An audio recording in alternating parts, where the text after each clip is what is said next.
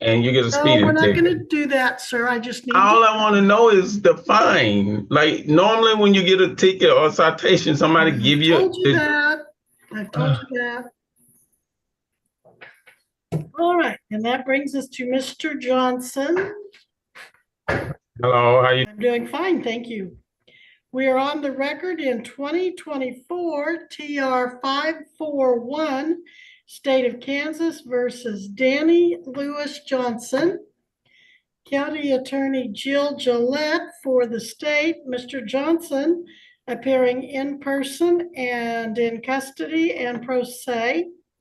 Now, Mr. Johnson, I just saw you, I believe, last week, and I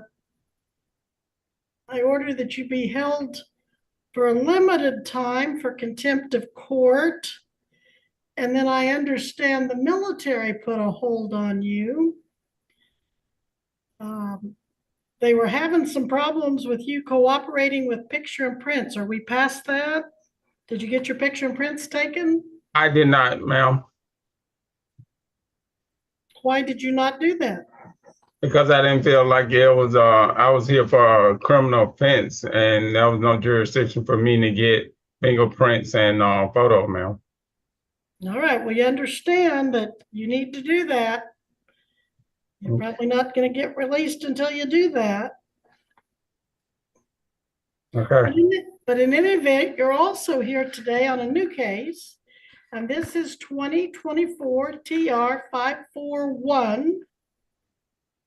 You're charged in count one with operating a vehicle while displaying an expired or improper license plate on August 13th of 2024. So apparently before you went into custody, the officers saw you driving, and they may even have that on video if you did it around the courthouse. But in any event, that is a misdemeanor. It's called an unclassified misdemeanor. It carries a fine up to $2,500.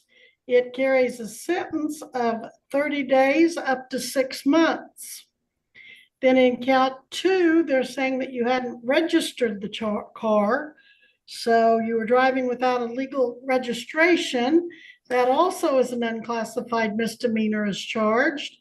Another $2,500 possible fine and another possible 30 days to 6 months in jail.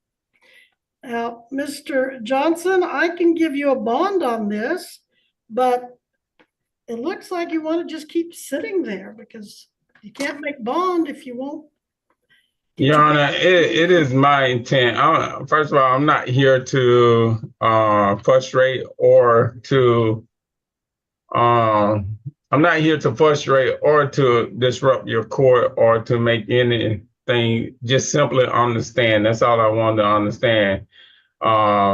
As far as the plea, as far as the charge of misdemeanor, I'm trying to understand if that's a criminal or civil offense, but I don't want to get into that today.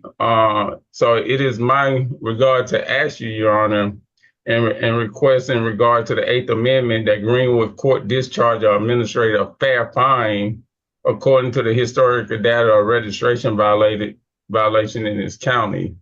That's all I ask for now. At this point, I don't want to get into whether it's criminal or whether it's whatever. But according to the Eighth Amendment, I just want a fair fine, as if anybody who was driving the vehicle, given I was not driving my vehicle, of course, you held me in contempt. They brought me up and arrested me in contempt. So I don't know how they got me for operating a vehicle. Well, they apparently saw you do it on your way into court. Well, that's I'm not. What I'm saying is it's a burden of proof on the state for that. Right. I'm not going to say they saw me. I don't know what they saw, but right. for far as I can notice, when you held me in contempt, they went out and searched my car, which was a violation of my Fourth Amendment right. They never issued me a search warrant. They never told me my vehicle was suspected in a crime investigation or any kind of criminal intent or doing anything. So my car was searched. So when they searched my car, I have multiple witnesses that saw it. when they searched my car, they pulled everything out of my car. And I guess when they didn't find it, then the violation come. I would never issue a citation for the violation. I was just put on lockdown for the last 7 days. Well, I think as I understand it, you were put on lockdown because you wouldn't go through booking and processing. They couldn't get you entered into their system. No, You refused to get your fingerprints, and you refused to get your photograph. And rather than manhandle you and wrestle you and get you to take your pictures and prints, they had to just put you somewhere safe until you would cooperate. But that that's wasn't what the I've case. heard. I don't know that for a fact. Well, if you look at the video, that is inaccurate. When I came in, I was told I was going to be. Okay, sir, we'll talk about that just a little bit. Do you Okay. need an attorney to represent you on these charges? I do not. I just want, like I asked, I'm just requesting that in regards to the 8th Amendment, the Greenwood Court discharge. Well, that is not going to be addressed today. Today, I need to know if you want an attorney. You're waiving your right to an attorney. You don't want to hire an attorney. You don't want to apply for court appointed. So what are the fines, Your Honor? Well, as I said, each one of these counts carries a maximum possible fine up to $2,500. Okay. And each one of them carries a possible jail sentence of 30 days to 6 months, although probation is often an option. Well, I would rather for you to just issue me a fine today. If you issue me a fine, I'll pay the fine. Well, I cannot guarantee you what your sentence will be. That would be inappropriate to try to give you to negotiate with you and give you a fine before or if you're convicted. Now, maybe if you waived your right to counsel and you wanted to proceed today, I don't know if Ms. Gillette would tell you what her recommendations would be. I'm not bound as a judge to follow the recommendations, but again, typically I do, but I don't have to. Or you can get an attorney that can represent your rights and can help you file these motions or help you weigh your defense and decide how you want to proceed.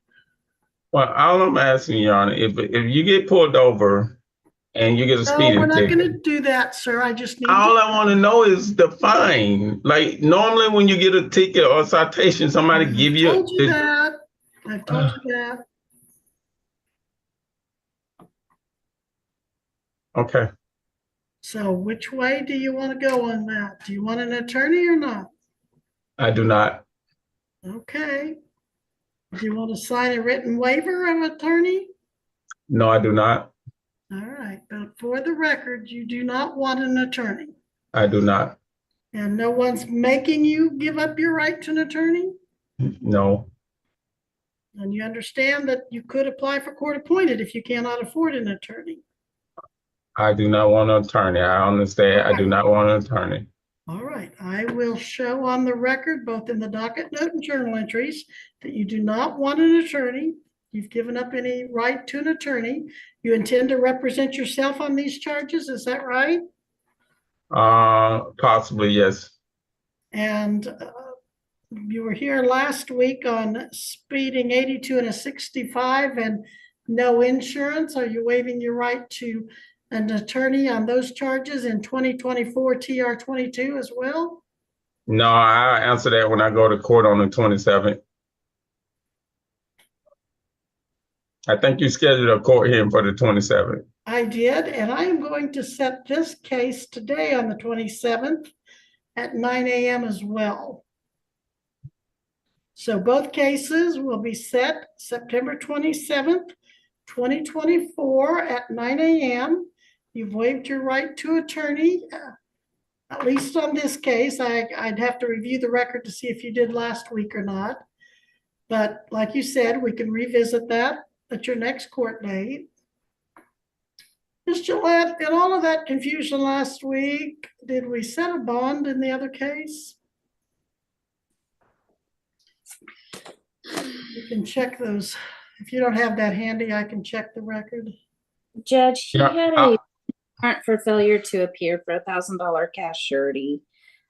So he actually had I paid the $1,000. Sure. the cash of $1,000. It is a cash bond that the court is holding of $1,000. All right. Okay.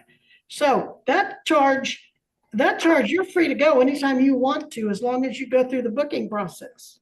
You've already, I would consider, even though the jail doesn't show you as being processed because you refuse to cooperate with the processing, which means fingerprints, pictures, signing a bond, I would consider you having satisfied your contempt. I think you've served enough time, far more than I intended for you to. It's been a week now, but you're going to have to go through the booking process. And then I don't know what the military's intention is, but I understand, is it your understanding they have a hold on you, sir? They always put a hold on, anytime a soldier get picked up, they put a hold for pickup. Okay. So, and I don't know if they'll go along with, I don't know if it's a game you're playing or what you're doing, where you think that you won't have to respond if you won't be booked, but at some point. Oh, I'll be here, Your Honor. I mean, even for the 13, I had to let my command know that I had a court hearing, and I showed up. I'm not a person that want to run from the law. I ain't got time to be running. I face whatever before me, and that's just who I am. All right. So I have no. I'm sorry. Go ahead. No, I'm sorry. You go ahead. I have no intent of trying to hide from this challenge, because all it is a challenge. You know, Sure. I didn't see it going to this extent as being registration violation. If you're gonna give me a registration violation, give me a fine, then I pay the fine, and I'm okay with that. And I had to deal with that from a different aspect. But at the same time, it's just like they gave me a fine for speeding. You gave me a fine to pay, I was gonna pay the fine and just let it be. But at the same time, it's like, okay, now I got a registration with violation. Give me the fine. Give me the fine. I pay the fine. The military picked me up. I deal with that. They don't tow my car. So I really need to get out of here, Detroit, because if I don't get out of here, they're gonna sell my car. Well, you go and get your picture and prints taken, sign your new bond, and you can go on my counts, on my charges. Now, I don't know, you know, you're still gonna have to deal with. Well, I know if you release me, the military are gonna pick me up. I understand that. And are you not wanting to be picked up? Is that why you're refusing? No. That's the only way I'm gonna get out of here. All right. No, I'm not running for nobody. All right, then you get in there and let that officer get your picture and prints taken. I'm gonna order that you do that, and if you don't, then we're gonna have to do more. I ain't got no, if you saying I could leave, fingerprint, and that's what I asked them last week. Would I be able to leave if I give y'all fingerprints and photos? They told me no. Because you've got that military hold. And I was fine with that, but I was asking about that, Your Honor. I'm not trying to drag this along, but I asked them about that. Is the military going to be allowed to come pick me up? And they told me, no, I won't be able to leave until I come before you. So I wait to take care of your charges here before you go. That's okay. All right. I will allow them to fingerprint me and take a photo. And if you saying I could be released. On both cases. Well, you've served your contempt, and that's what I sent you into jail for. Now I'll give you a bond, and you're going to have to post the bond in the new case. Ms. Gillette, any recommendations on that bond? 2 counts of registration. Judge, they're both unclassified misdemeanors. He's also got some other potential charges for the disruption in court that I am reviewing. And that's the other issue that I've got. Okay, so there may be another issue, Mr. Johnson, but I'm going to set it at a $500 bond. You can either post cash or work with a bondsman. I got cash. If I could put it on my card, I got cash. All right. I don't know what the rules and procedures are, but $500 cash bond, it's 2 counts of registration. I think that's appropriate.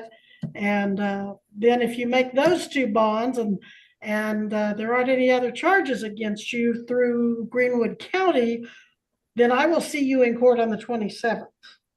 Well, ma'am, how would what I don't want to happen is I go out here and post, and then all of a sudden there's another charge. Then I'm stuck here for another 7 days to see you. So I just want to give y'all what y'all need so I can get out of here and have my day in court. That's all I want. Well, I think an attorney could help you immensely accomplish your goals, but you don't want an attorney to help you, so. No. All right. Well, I think, I just, like I said, I'm okay with doing the fingerprints, doing the photos, paying the $500 bond, and being released to the military. okay. And I guess at that point, I'll see you again on the 27th.